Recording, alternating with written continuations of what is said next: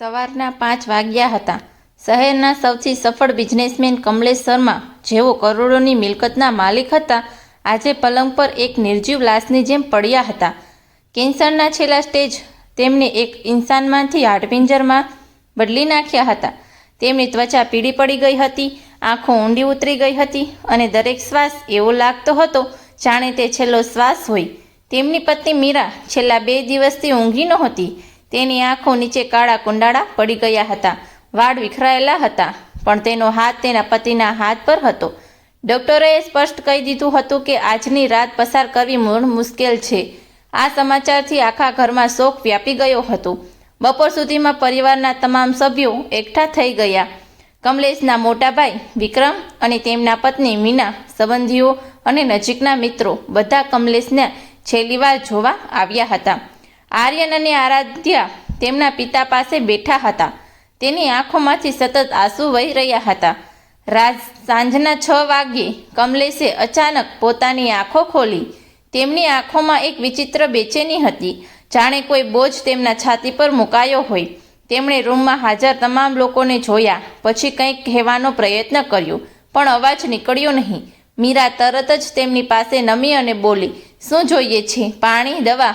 કમલેશે ના પાડી. તેમણે ફરીથી પોતાના હોઠ ફફડાવ્યા. વિક્રમ નજીક ના આવ્યો. કમલેશે કંઈ કહેવું હોય તો બોલ ભાઈ. કમલેશના શ્વાસ તેજ થઈ રહ્યા હતા.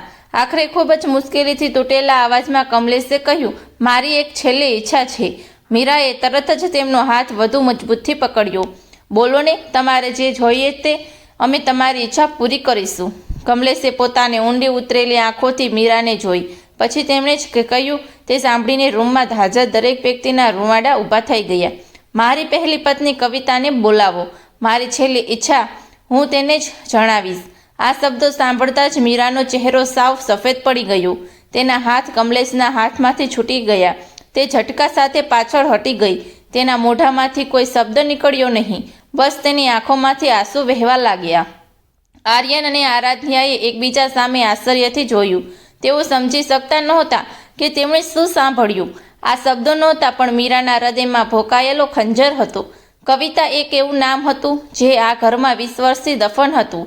આ એક મરતા માણસની છેલ્લી ઈચ્છા હતી કે 20 વર્ષના સંબંધ અને 2 બાળકોની માતાના સન્માનની જાહેરાતમાં હત્યા. આખરે 20 વર્ષ પછી મરતી વખતે કમલેશે એ સ્ત્રીને કેમ યાદ કરી જેને તે પોતે છોડી ચૂક્યા હતા? મીરાના કાનમાં જાણે વીજળી કડાકા કરી ગઈ. તેને લાગ્યું કે તેણે કદાચ ખોટું સાંભળ્યું હશે, અથવા કદાચ કમલેશ તાવમાં બેભાન અવસ્થામાં બોલી રહ્યા હશે.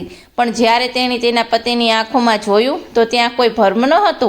તેઓ પૂરા હોશમાં હતા અને તેમણે જે કહ્યું હતું તે બિલકુલ સ્પષ્ટ હતું. "આ તમે શું કહી રહ્યા છો?" મીરાનો અવાજ કાપી રહ્યો હતો. તેના હાથ કાબુ બહાર ધ્રુજવા લાગ્યા. કમલેશે પોતાને ઊંડી આંખોથી મીરાને જોઈ. એમના ચહેરા પર એક વિચિત્ર ભાવ હતો. તેમણે કહ્યું, "મીરા, મને માફ કરજે, પણ મારી છેલ્લી ઈચ્છા હું તેને જ કહીશ." મીરા ઊભી થઈ ગઈ. તેનો ચહેરો ગુસ્સા અને પીડાથી લાલ હતો. તેણે કહ્યું, "ખૂબ સરસ. મરતી વખતે પણ તેનું જ નામ? તો હું તમારા માટે શું હતી? એક સુવિધા, એક નોકરાણી. 20 વર્ષ મેં તમારી સેવા કરી. જ્યારે તમે બીમાર પડ્યા ત્યારે દિવસ રાત મેં તમારી સંભાળ રાખી, જમાડ્યા, દવાઓ આપી, તમારા શરીરને સાફ કર્યું, અને આજે તમે મરતી વખતે કોઈ બીજીને બોલાવી રહ્યા છો." રૂમમાં હાજર દરેક વ્યક્તિ બેચેન હતી. મીના ભાભીએ મીરા પાસે જઈને તેને ખંભા પકડવાનો પ્રયત્ન કર્યો. "મીરા, શાંત થઈ જા." "કેવી રીતે શાંત થાવ ભાભી?"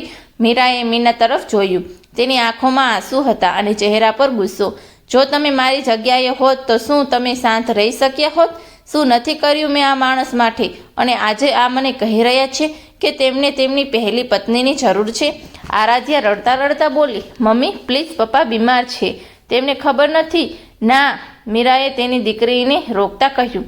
તેણે કમલેશે તરફ જોયું. તેઓ બિલકુલ સાજા મગજમાં છે. તેઓ જાણે છે કે તેઓ શું કહી રહ્યા છે, અને કદાચ તેમણે હંમેશા કવિતાને જ ચાહી છે. "હું તો માત્ર એક વિકલ્પ હતી. કેમ, સાચું કહું છું ને હું?" કમલેશ તરફ જોતા તે બોલી. કમલેશે ધીમેથી માથું હલાવ્યું. "હા." આ જોઈને મીરાનું દિલ ચકનાચૂર થઈ ગયું. વિક્રમે હિંમત કરીને કહ્યું, "કમલેશ, આ શું બકવાસ છે? મીરા તારી પત્ની છે, તારા બાળકોની માં છે. તું તેની સાથે આવું ન કરી શકે." કમલેશની આંખોમાંથી આંસુ વહેવા લાગ્યા. તેમનો અવાજ વધુ નબળો પડી ગયો. ભાઈ, મને ખબર છે કે આ બહુ ખોટી લાગી રહ્યું છે, પણ મને આ સમયે કવિતા જ જોઈએ છે. વિક્રમભાઈ, મહેરબાની કરીને કવિતાને બોલાવી લો. કવિતા આ નામ સાંભળતા જ રૂમમાં ફરી એક લહેર દોડી ગઈ. આર્યને વિક્રમ તરફ જોયું. મોટા પપ્પા, આ કવિતા કોણ છે? વિક્રમની જીભ જાણે સિવાય ગઈ હતી. તેણે કમલેશ સામે જોયું અને પછી કંઈક બોલવાનો પ્રયત્ન કર્યો, પણ શબ્દો મળતા નહોતા. મીરા કડવું હસી. તેની આંખોમાંથી સતત આંસુ વહી રહ્યા હતા, પણ તેના ચહેરા પર એક અજીબ વ્યંગ હતું. કવિતા, તારા પિતાની પહેલી પત્ની, એ સ્ત્રી જેને તારા પિતાને 20 વર્ષ પહેલાં છૂટાછેડા આપ્યા હતા, એ સ્ત્રી જેનું નામ આ ઘરમાં ક્યારેય લેવાયું નથી, આજે તેઓ તને બોલાવવા માંગે છે. મલેશે આંખો બંધ કરી દીધી. જાણે આ બધું સાંભળવું તેમના માટે પણ અઘરું હતું, પણ તેમણે ફરીથી હામાં માથું હલાવ્યું. આરાધ્યા રડતા રડતા બોલી, પપ્પા, તમે અમને ક્યારેય નહોતું જણાવ્યું કે તમારી પહેલી પત્ની પણ હતી. તે કોણ છે? ક્યાં રહે છે? કમલેશે દીકરી તરફ જોયું. તેમના અવાજમાં દર્દ હતું. તે કાનપુરમાં રહે છે. વિક્રમભાઈ પાસે તેનો નંબર છે. મીરાને લાગ્યું કે કોઈએ તેની છાતીમાં ખંજર ભોંકી દીધું હોય. તો તમે તેની સાથે સંપર્ક રાખ્યો હતો આ 20 વર્ષોમાં? ના, વિક્રમે જવાબ આપ્યો. કમલેશે ક્યારેય કવિતા સાથે સંપર્ક નથી કર્યો. મારી પાસે બસ તેનો પતો અને નંબર હતો. કટોકટીના સમય માટે મેં ક્યારેય નહોતું વિચાર્યું કે આનો ઉપયોગ કરવો પડશે. મીરાએ પોતાના આંસુ લૂછ્યા અને કમલેશ પાસે ગઈ. તેણે પતિના ચહેરાને જોયો. એ ચહેરો જેને તેણે 20 વર્ષ સુધી પ્રેમ કર્યો હતો, જેની દરેક તકલીફને પોતાની તકલીફ સમજી હતી. મને કહો. મીરાના અવાજમાં ઊંડું દર્દ હતું. હું શું હતી તમારા માટે? એક નોકરાણી કે એક સુવિધા? બોલો. મીરા ચીસ પાડી ઉઠી. મને જવાબ જાણવાનો હક છે. 20 વર્ષમાં મેં ક્યારે તમારી પાસે કંઈ નથી માંગ્યું. તમારી દરેક વાત માની, તમારા પરિવારની ખુશીની પોતાની ખુશી સમજી, અને આજે તમે મને કહી રહ્યા છો કે હું તમારા દિલમાં ક્યારેય હતી જ નહીં. કમલેશે માંડ માંડ કહ્યું. મીરા, તું સારી પત્ની છે, સારી માં છે, પણ હું કવિતા નથી, ખરું ને? મીરાએ પતિની વાત પૂરી કરી. કમલેશે માથું હલાવ્યું અને તે પાછી હટી ગઈ. ખૂબ સરસ. તો આ જ સત્ય હતું. આર્યન તેની મા પાસે ગયો અને તેનો હાથ પકડ્યો. Mummy, please. મીરાએ તેના દીકરા અને દીકરીને જોયા. બંને બાળકો તૂટી ચૂક્યા હતા. એક બાજુ પિતા મરી રહ્યા હતા અને બીજી બાજુ માતાનું સન્માન ધૂળમાં મળી રહ્યું હતું. કમલેશે જીદ છોડી દે, વિક્રમ ફરી બોલ્યો, પણ કમલેશે અડગ હતા. તેમણે વિક્રમ તરફ જોયું. ભાઈ, પ્લીઝ કવિતાને ફોન કરો. મારી પાસે હવે વધુ સમય નથી. મીરા રૂમના ખૂણામાં જઈને બારી બહાર જોવા લાગી. તેના મનમાં તોફાન ચાલી રહ્યું હતું. તેણે પોતાની જુવાની આ માણસને આપી દીધી હતી અને આજે છેલ્લી ઘડીએ ખબર પડી કે તે હંમેશા બીજા નંબરે હતી. વિક્રમે અનિચ્છતાને ફોન કાઢ્યો. ડાયરીમાં કવિતાનો નંબર શોધ્યો. બધાની નજર તેના પર હતી. વિક્રમે નંબર ડાયલ કર્યો. ફોનની રિંગ વાગવા લાગી. રૂમમાં સન્નાટો હતો. માત્ર ફોનની રિંગ અને કમલેશના ઉખડતા શ્વાસ સાંભળતા હતા. અચાનક સામે છેડેથી અવાજ આવ્યો. હેલો. વિક્રમની હિંમત ના ચાલી. એક ક્ષણ માટે તે લથડ્યો. કવિતા, હું વિક્રમ બોલું છું, કમલેશનો ભાઈ. આ સાંભળતા જ સામે છેડે લાંબો અને બોજલ સન્નાટો છવાઈ ગયો. એટલો ઊંડો સન્નાટો કે વિક્રમને પોતાના હૃદયના ધબકારા સંભળાવા લાગ્યા. પછી કવિતાનો કડક અવાજ આવ્યો. હા વિક્રમજી, હું જાણું છું તમે કોણ બોલો છો. 20 વર્ષ પછી કેમ યાદ કરી? તેના અવાજમાં આશ્ચર્ય નહોતું, પણ એક સ્થિરતા હતી. વિક્રમે ઊંડો શ્વાસ લીધો. કવિતા, કમલેશ બહુ બીમાર છે. તેને કેન્સર છે, છેલ્લું સ્ટેજ. ડોક્ટરે કહ્યું છે કે તે આજની રાત કે કદાચ આવતી સવાર સુધી જ. વિક્રમનો અવાજ ગળગળો થઈ ગયો. ફરી એ જ બરફ જેવો સન્નાટો. કવિતાના શ્વાસ થોડા તેજ થયા ગયા. તેણે પૂછ્યું, તો તમે મને આ જણાવવા માટે ફોન કર્યો છે કે તે મરી રહ્યો છે? વિક્રમે કહ્યું, ના, વાત એ છે કે કમલેશની એક છેલ્લી ઈચ્છા છે. કઈ ઈચ્છા? કવિતાએ સીધું જ પૂછ્યું. વિક્રમે આંખો બંધ કરી દીધી. આ શબ્દો તેના ગળામાં અટકી રહ્યા હતા. તેણે હિંમત કરી. તે પોતાની છેલ્લી ઈચ્છા માત્ર તને જ કહેવા માંગે છે. તે ઈચ્છે છે કે આવા સમયે તું તેની પાસે આવે. રૂમમાં મીરા દિવાલને અઢેલીને ઊભી હતી. તેની આંખો વિક્રમના ફોન પર ટીકેલી હતી. આખરે કવિતાનો અવાજ આવ્યો. આ કેવો મજાક છે? 20 વર્ષ પછી તેણે મને છોડી દીધી હતી. તેની બીજી પત્ની છે, બાળકો છે, તો તે કેમ મને યાદ બોલાવી રહ્યો છે? વિક્રમે કહ્યું, મને પણ સમજાતું નથી, પણ આ એક મરતા માણસની ઈચ્છા છે. તે બહુ જીદ કરી રહ્યો છે. શું તું આવી શકે? કવિતાએ ઊંડો શ્વાસ લીધો. તેના અવાજમાં ગુસ્સો, દર્દ અને કદાચ થોડી ઉત્સુકતાનું મિશ્રણ હતું. તેણે કહ્યું, મને વિચારવા દો. વિક્રમે ફોન કાપી નાખ્યો. કમલેશે ધીમેથી કહ્યું, તે આવશે, મને ખબર છે. આ દરમિયાન કાનપુરમાં પોતાના નાના અમસ્તા ઘરમાં કવિતા ફોન પકડીને ઊભી હતી. 20 વર્ષ પહેલાનો એ દિવસ યાદ આવ્યો જ્યારે કમલેશે તેને છૂટાછેડાના કાગળો આપ્યા હતા. તે માત્ર 30 વર્ષની હતી. કમલેશે કહ્યું હતું કે તેને કોઈ બીજા સાથે પ્રેમ થઈ ગયો છે. મીરા સાથે કવિતાએ યાદ હતું કે તે કેટલું રડી હતી, કારગરી હતી, પણ કમલેશે અટલ હતો. છૂટાછેડા પછી કવિતાએ ફરી લગ્ન ન કર્યા. તેણે પોતાનું જીવન બીજાની સેવામાં લગાવી દીધું અને એક NGO શરૂ કર્યું. તેણે કમલેશને માફ પણ કરી દીધો હતો, માત્ર એટલા માટે કે તે પોતે શાંતિથી જીવી શકે. પણ હવે આટલા વર્ષો પછી તે ફરી તેની જિંદગીમાં આવવા માંગતો હતો. તેની બહેનપણી મધુએ પૂછ્યું, શું થયું કવિતા, તું પરેશાન લાગે છે? કવિતાએ ભારે હૃદયે આખી વાત કહી. મધુએ હેરાન થઈને કહ્યું, શું 20 વર્ષ પછી હવે આ વાતનો શું અર્થ છે? તું શું કરીશ? કવિતાએ બારી બહાર જોતા કહ્યું, મને ખબર નથી મધુ. એક તરફ હું તેના પર એટલી નારાજ છું કે તેમનું મોઢું પણ જોવામાં નથી માંગતી, પણ બીજી તરફ તે મરી રહ્યો છે અને તેની છેલ્લી ઈચ્છા છે.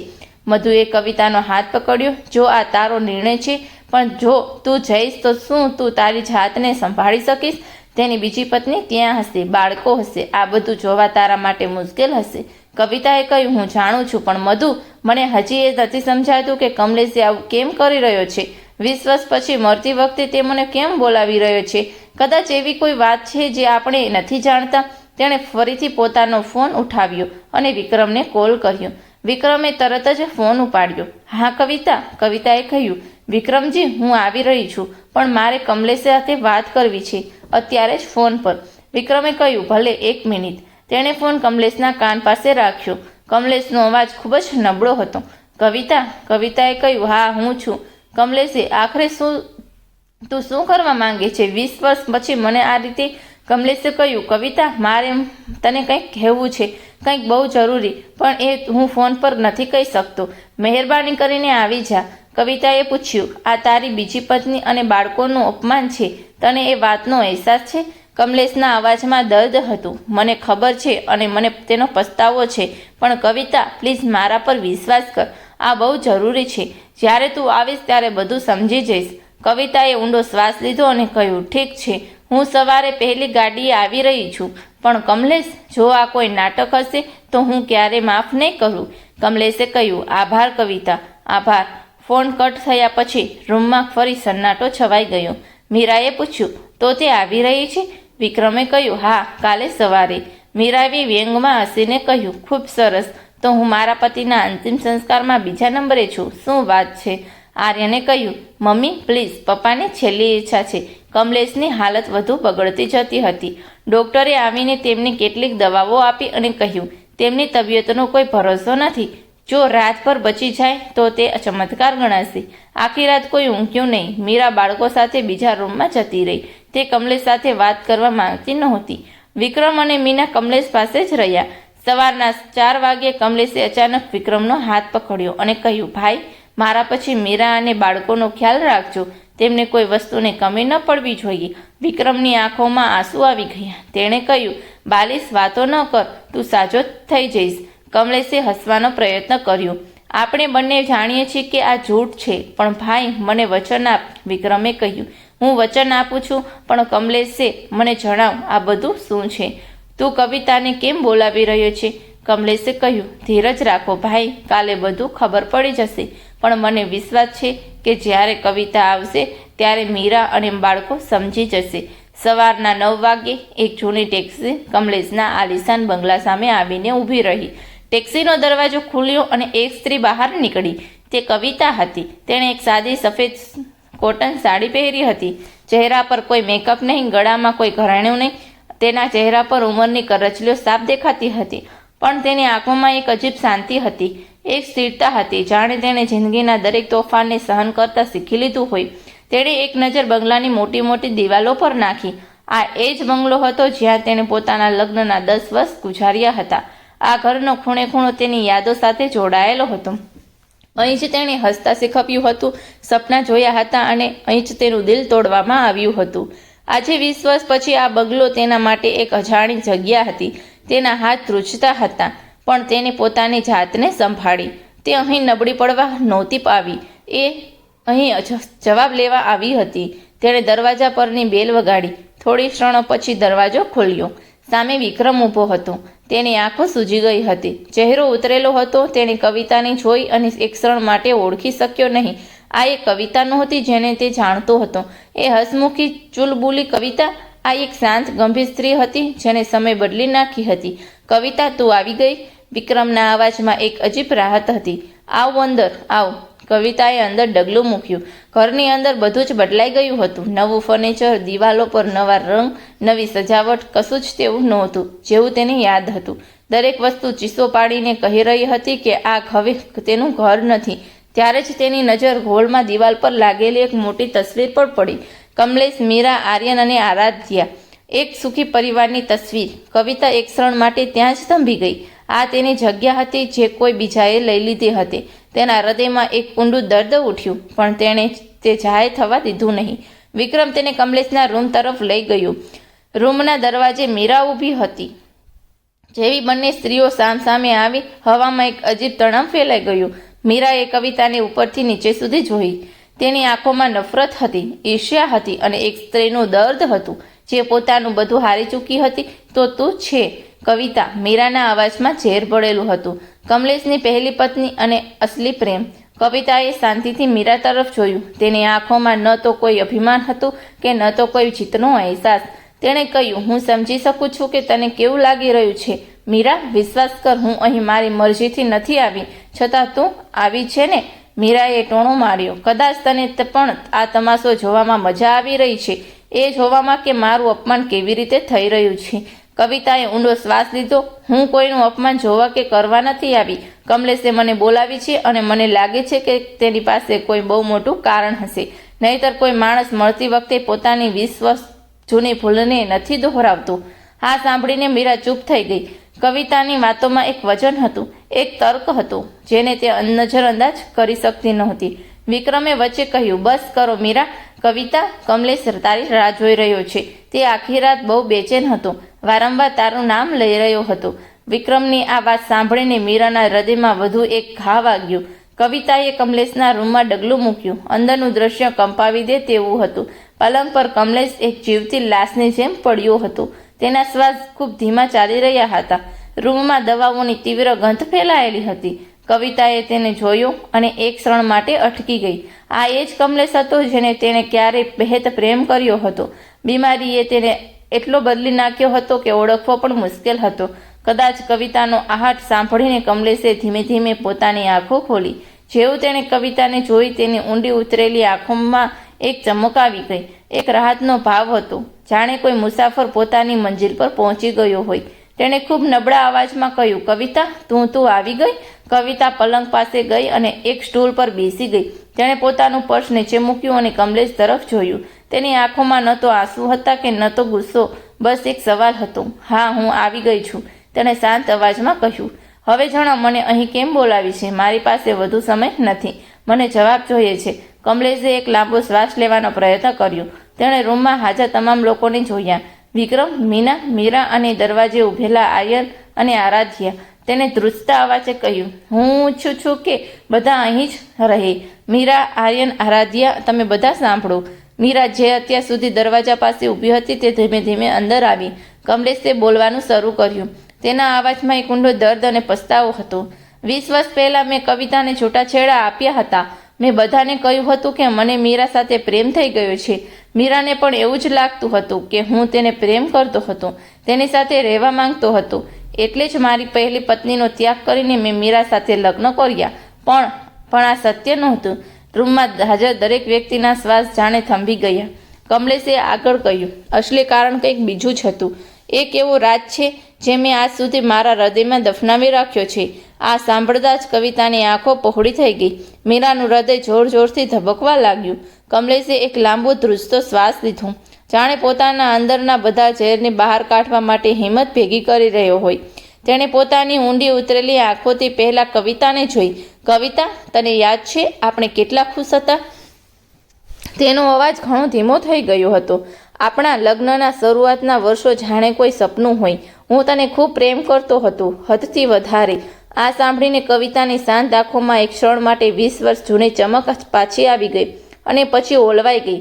કમલેશે આગળ કહ્યું, પરંતુ આપણા લગ્નને ઘણા વર્ષો વીતી ગયા અને આપણા ઘરમાં બાળકની કિલકારી ન ગુંજી. તને યાદ છે આપણે કેટલા ડૉક્ટરને બતાવ્યું, કેટલા મંદિરોમાં ગયા, કેટલી માનતાઓ માની, આપણે કોઈ દરવાજો નહોતો છોડ્યો. કવિતાએ ધીમેથી માથું હલાવ્યું. તે દિવસો તે કેવી રીતે ભૂલી શકે? દર મહિને એક નવી આશા અને પછી એ જ નિરાશા. કમલેશનો અવાજ વધુ ધ્રુજવા લાગ્યો. પછી એક દિવસ આપણે પેલા મોટા ડૉક્ટર પાસે ગયા હતા મુંબઈમાં. તેણે આપણા બધા ટેસ્ટ કરાવ્યા અને પછી તેણે આપણને રિપોર્ટ આપ્યા. કમલેશે એક ક્ષણ માટે અટક્યો. તેના શ્વાસ તેજ થઈ ગયા. તેણે આંખો બંધ કરી લીધી, જાણે તે એ દિવસને ફરીથી જીવી રહ્યો હોય. તું નથી જાણતી, ડૉક્ટરે મને પછીથી અલગથી બોલાવ્યો હતો અને કહ્યું હતું કે રિપોર્ટમાં. કમલેશનો અવાજ ગળામાં જ અટકી ગયો. શું કહ્યું હતું તેણે? કવિતાએ ધીમેથી પૂછ્યું. કમલેશે પોતાની આંખો ખોલી અને કવિતાની આંખોમાં જોયું. તેની આંખોમાંથી આંસુ વહી રહ્યા હતા.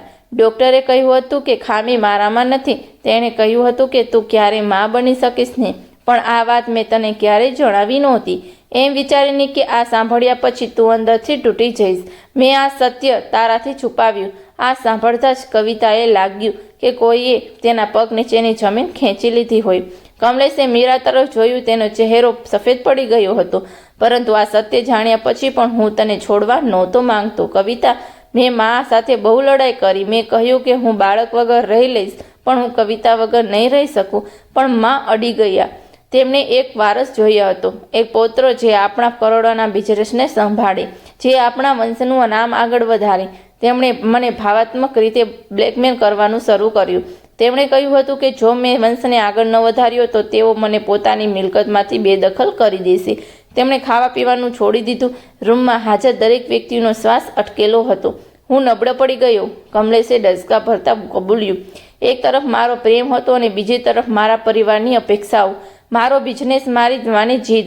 પછી તેમણે જે કહ્યું તે એક ધડાકા જેવું હતું. માએ જ મીરાને પસંદ કરી હતી. આ સાંભળતા જ મીરાને લાગ્યું જાણે તેના પર વીજળી પડી હોય. તે લથડીને પાછળ હટી અને દિવાલનો સહારો લીધો. કમલેશે કહ્યું, એક સાધારણ ગરીબ પરિવારની છોકરી જે તેમને એક વારસ આપી શકે. માએ મારી સાથે શરત રાખી, કાં તો મીરા સાથે લગ્ન કરો અથવા હંમેશ માટે મને અને આ પરિવારને ભૂલી જાઓ. તેમણે કવિતા તરફ જોયું. તેની આંખોમાં માત્ર પસ્તાવો હતો. મારામાં હિંમત નહોતી કવિતા કે હું તને સત્ય જણાવી શકું. હું તને એમ કહીને વધુ તોડવા નહોતો માંગતો કે હું તને એટલા માટે છોડી રહ્યો છું કારણ કે તું મને એક બાળક આપી શકતી નથી. આ કોઈ પણ સ્ત્રી માટે સૌથી મોટું અપમાન હોત, એના અસ્તિત્વ પર સવાલ હોત. એટલે મેં એક જૂઠી વાર્તા ઘડી. કમલેશે પોતાનો સૌથી મોટો ગુનો કબૂલ્યો. મેં કહ્યું કે મને મીરા સાથે પ્રેમ થઈ ગયો છે. મને લાગ્યું કે નફરત સહન કરવી એ જાણવા કરતાં વધુ સારું છે કે તને તારી એક ખામીને કારણે છોડવામાં આવી રહી છે. મેં તને દર્દ આપ્યું કવિતા, પણ હું તને તૂટવામાં બચાવવા માંગતો હતો. મેં તારું દિલ તોડ્યું જેથી હું તારા આત્માને મારી ન નાખું. રૂમમાં એક ભયાનક અને હૃદય ધ્રુજાવી દે તેવો સન્નાટો છવાઈ ગયો. કવિતાના આંસુ વહી ગયા હતા, પણ તેના ચહેરા પર ગુસ્સો નહોતો, બલકે એક ઊંડી સમજણ હતી. તેણે કહ્યું, તો આ કારણ હતું. હું આખી જિંદગી વિચારતી રહી કે મારામાં શું ખામી રહી ગઈ હતી. હું મારી જાતને કોસતી રહી, પરંતુ સૌથી વધુ તૂટેલો અવાજ મીરાનો હતો. તે જમીન પર બેસી ગઈ. તેની આંખોમાં માત્ર એક જ સવાલ હતો, એક એવો સવાલ જેણે તેની આખી જિંદગીને એક મજાક બનાવી દીધી હતી. તો મારા લગ્ન માત્ર એક સમજૂતી હતી. હું માત્ર એક વારસ પેદા કરવાનું મશીન હતી. તને મને ક્યારેય પ્રેમ નથી કર્યો. કમલેશની આંખોમાંથી આંસુ વહી રહ્યા હતા. મીરા, હું જાણું છું મેં તારી સાથે બહુ મોટો અન્યાય કર્યો છે. તું આ બધામાં નિર્દોષ હતી. તું એક સારી પત્ની બની, એક શ્રેષ્ઠ માતા. સમયની સાથે મેં તારું સન્માન કરવાનું શીખવ્યું, તને પસંદ કરવા લાગ્યો. પણ મારો પહેલો પ્રેમ, મારું દિલ, તે હંમેશા કવિતા પાસે જ રહ્યું. હું આ અપરાધ ભાવ સાથે દરેક દિવસ જીવ્યો છું. આર્યન અને આરાધ્ય માટે આ સાંભળવું કોઈ આઘાતથી ઓછું નહોતું. આર્યને ધીમેથી કહ્યું, તો તેનો અર્થ એ છે કે જો કવિતા આંટી મા બની શકત તો અમે આ દુનિયામાં જ ન હોત. આ સવાલ એક તીરની જેમ બધાના હૃદયમાં ખૂપી ગયો. એ એક સવાલે આખી દુર્ઘટનાની ભયાનકતાને સામે લાવી લીધી હતી. કમલેશે કહ્યું, બેટા, આ સત્ય છે અને હું તેના માટે રોજ મારી જાતને ધિક્કારું છું. મેં એક સ્ત્રીના પ્રેમને બીજી સ્ત્રીની મા બનવાની ક્ષમતા સાથે તોલ્યો અને આજે હું તમારા બધાની માફી માંગવા માંગુ છું. કવિતાએ પોતાના આંસુ લૂછ્યા અને કમલેશને તરફ જોયું. તેણે કહ્યું, કમલેશ, તે આજે આ બધું જણાવ્યું, પણ 20 વર્ષમાં તે એકવાર પણ મારો સંપર્ક ન કર્યો. તે મને આ અંધારામાં રાખી. મેં વિચાર્યું કે તે મને ખરેખર નથી ચાહી. મેં મારા દર્દ સાથે જીવતા શીખી લીધું. કમલેશે કહ્યું, મને ખબર છે અને મને તેનો પસ્તાવો છે, પણ કવિતા, મેં તને ક્યારેય નથી ભૂલાવી. જ્યારે મને ખબર પડી કે હું મરવાનો છું, ત્યારે મેં નક્કી કર્યું કે હું મારા છેલ્લા શ્વાસ સુધી આ બોજ સામે નહીં જીવી શકું અને સત્ય જાણવાનો હક છે. મીરા અને બાળકોને પણ આખું સત્ય જાણવાનો હક છે. ત્યારે જ વિક્રમે એ સવાલ પૂછ્યો જે હવે સૌથી જરૂરી હતો, અને તારી છેલ્લી ઈચ્છા તે શું છે? હવે તો કવિતા પણ સામે છે. બધાની નજર ફરી એકવાર કમલેશ પર ટકી ગઈ. કમલેશે ઊંડો શ્વાસ લીધો, જાણે પોતાની બચીકૂચી તાકાત ભેગી કરી રહ્યો હોત. તેણે પહેલાં કવિતાને જોઈ, પછી મીરાને, પછી પોતાના બાળકોને, અને પછી એ શબ્દો કહ્યા જેણે રૂમમાં ફરી એક ભૂકંપ લાવી દીધો. મારી છેલ્લી ઈચ્છા એ છે કે મારા મૃત્યુ પછી મારી ચિંતાને અગ્નિ મારી પહેલી પત્ની કવિતા આપે. આ સાંભળીને મીરાના હૃદયમાં જાણે વ્રજપ્રાત થયું. આ તેના આખા અસ્તિત્વને, તેની આવડતને બધાની સામે રાખ કરી દેવા જેવું હતું. કમલેશે આગળ બોલ્યા, કારણ કે હિન્દુ પરંપરામાં જે ચિતાને અગ્નિ આપે છે તેને સૌથી નજીકનું માનવામાં આવે છે. હું ઈચ્છું છું કે આ આખી દુનિયા જાણે કે તું મારી અસલી પત્ની છો. તું એ છે જેને મેં સૌથી વધુ ચાહી છે. આ તારી પાસે માફી માંગવાની મારી રીત છે. જો કે હું જાણું છું કે આ પૂરતું નથી. વિક્રમે કહ્યું, કમલેશ, આ બધું એટલે સરળ નથી. કવિતા, તું શું કરવા માંગે છે? કવિતાએ લાંબો શ્વાસ લીધો. તેણે મીરા તરફ જોયું કે ફરશ પર બેસીને રડી રહી હતી. પછી આર્યન અને આરાધ્યાને જોયા, જેઓ પોતાની માતા અને પિતાની હાલત જોઈને અંદરથી તૂટી ગયા હતા. પછી કવિતાએ કહ્યું, કમલેશ, હું તને વર્ષો પહેલાં માફ કરી ચૂકી હતી. નફરતે મને ક્યાંય નથી પહોંચાડી. મેં મારા દર્દને છોડતા શીખ્યું અને આગળ વધી. આજે જે સત્ય તે જણાવ્યું છે તે સાંભળીને ચોક્કસ મને અંદર સુધી દર્દ થઈ રહ્યું છે, પરંતુ તારી પોતાની મજબૂરીઓ હતી. જે થઈ ગયું તે થઈ ગયું. આ સાંભળીને કમલેશે રાહતનો શ્વાસ લીધો, પણ કવિતાએ આગળ કહ્યું, પરંતુ કમલેશ, હું તારી ચિતાની અગ્નિ નહીં આપું. રૂમમાં બધા આશ્ચર્યચકિત થઈ ગયા. કમલેશે પૂછ્યું, કેમ કવિતા, કેમ નહીં? કવિતાએ મીરા અને બાળકો તરફ ઇશારો કરતા કહ્યું, કારણ કે આ ખોટું છે. મીરા તારી પત્ની છે. છેલ્લા 20 વર્ષથી તે તારી સાથે રહી છે. તેણે તારી સેવા કરી છે અને સૌથી વધીને તેણે તેની એ ખુશી આપી છે જેના માટે તે મને છોડી હતી. તેણે તેને સંતાનો આપ્યા છે. તે તારા બાળકોની માં છે. તેને એ સન્માન મળવું જોઈએ જે એક પત્નીનો હક છે. મીરાએ કવિતા તરફ આશ્ચર્યથી જોયું. તેણે કહ્યું, તમે મારા માટે આ કહી રહ્યા છો? કવિતાએ કહ્યું, હું તારા માટે નહીં, સાચા માટે કહી રહી છું. જો મીરા, આપણે બંને સંજોગની શિકારી છીએ. કમલેશે પોતાની નબળાઈમાં ખોટો નિર્ણય લીધો, પણ હવે આપણે આનાથી આગળ વધી શકીએ છીએ. હું નથી ઈચ્છતી કે તું અને તારા બાળકો એ અપમાનમાંથી પસાર થાઓ જે મેં વેઠ્યું છે. કમલેશે કંઈક કહેવા પ્રયત્ન કર્યો, પણ કવિતાએ તેને અટકાવતા કહ્યું, ના કમલેશ, તે તારું સત્ય કહી દીધું અને એ સારું થયું કે તે તારા દિલ પરનો બોજ ઉતારી દીધો. પણ હવે સાચું કરવાનો સમય છે. સાચું પ્રાયશ્ચિત એ છે કે તું મીરા અને તારા બાળકોને એ સન્માન આપ જેના તેઓ હકદાર છે. મીરા અને તારો દીકરો આર્યન તારો અસલી વારસ છે. તેથી તે તારી ચિતાની અગ્નિ આપશે, કારણ કે એ જ ઉચિત છે, અને તારી પત્ની હોવાના તમામ હક મીરા પાસે જ રહેશે. આર્યને કહ્યું, આંટી, તમે બહુ સારા છો. હું નથી જાણતો કે તમારો આભાર કેવી રીતે માનું. કવિતાએ આર્યનના માથા પર હાથ મૂક્યો અને કહ્યું, બેટા, જિંદગીમાં ક્યારે આપણે આપણા દર્દથી ઉપર ઉઠીને વિચારવું પડે છે. મેં એ શીખ્યું છે. વિક્રમે કહ્યું, કવિતા, તું ખરેખર મોટા દિલની છે. કવિતાએ કહ્યું, વિક્રમજી, મેં બસ એ જ કર્યું છે જે સાચું હતું. નફરત અને બદલાથી કંઈ હાંસલ નથી થતું. માફી અને સમજદારીથી જ આપણે આગળ વધી શકીએ છીએ. કમલેશે મીરા તરફ જોયું અને કહ્યું, મીરા, મને માફ કરજે. મેં તારી સાથે ખોટું કર્યું. તું એક સારી પત્ની અને મા બની જ્યારે હું એક સારો પતિ ન બની શક્યો. હું તારા આભારી છું. મીરા રડતા રડતા બોલી, હું નથી જાણતી કે હું તમને માફ કરી શકીશ કે નહીં, પણ હું સમજી શકું છું કે તમે કેવી મુશ્કેલી પરિસ્થિતિમાં હતા. કમલેશે આગળ કહ્યું, મારી વસિયતમાં મેં તારા અને બાળકો માટે બધું વ્યવસ્થિત કરી દીધું છે. તમને કોઈ વસ્તુની કમી નહીં પડે. આરાધ્યાએ કહ્યું, પપ્પા, અમને પૈસાની નહીં, તમારી જરૂર છે. હજી 2 કલાક જ વીત્યા હશે કે કમલેશની હાલત ઝડપથી બગડવા લાગી. ડોક્ટરે કહ્યું કે અંતિમ સમય નજીક છે. કમલેશે તૂટતા અવાજે કહ્યું, આર્યન, આરાધ્યા, હું તમને બહુ પ્રેમ કરું છું. મને માફ કરજો કે હું તમારી સાથે વધુ સમય ન વિતાવી શક્યો. ધીમે ધીમે કમલેશના શ્વાસ અટકી ગયા. ડોક્ટરે નાળ તપાસ અને કહ્યું, મને અફસોસ છે. તેઓ હવે નથી રહ્યા. સ્મશાન ઘાટ પર આખો પરિવાર એકઠો થયો હતો. આર્યની ચિતાને અગ્નિ આપ્યો. કવિતાએ થોડી દૂર શાંત અને ગંભીર ઊભી હતી. સંસ્કાર પછી કવિતા પાછી જવાની તૈયારી કરી રહી હતી. મીરા તેની પાસે આવી અને બોલી, કવિતાજી, તમે આજે જે કર્યું તે હું ક્યારેય નહીં ભૂલી શકું. હું તમારી ઋણી છું.